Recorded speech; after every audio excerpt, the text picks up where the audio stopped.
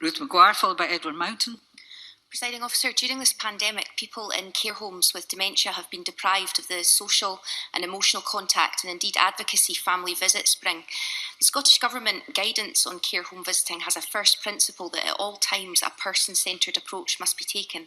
Can I ask the Cabinet Secretary what more can be done to ensure that this is the case in each and every care home in Scotland, so that we can be sure that our older people get the contact with their family that we know is so crucial to their health and well-being? Cabinet Secretary. So this is another very important area. Throughout the pandemic, from the very outset, when we said that visiting to care homes needed to be stopped, we made exemptions for that. And one of the groups of residents for whom there was an exemption were those residents with dementia, where the absence of seeing family or friends was causing additional distress.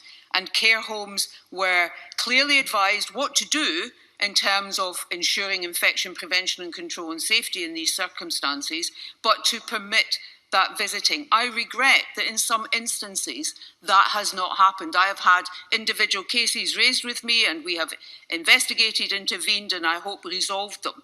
However, the increase in visiting which has gone from one designated visitor outdoors to up to 3 outdoors, and currently looking then at, provided the right plans are in place, a designated visitor also indoors, I hope will further assist this, alongside what I am currently looking at, which is guidance around safe increase in communal activity, but also the reintroduction of other health and support services to care homes that are particularly important to residents and which they have not been able to access in a face-to-face way up until now. Again, that will be slower than before.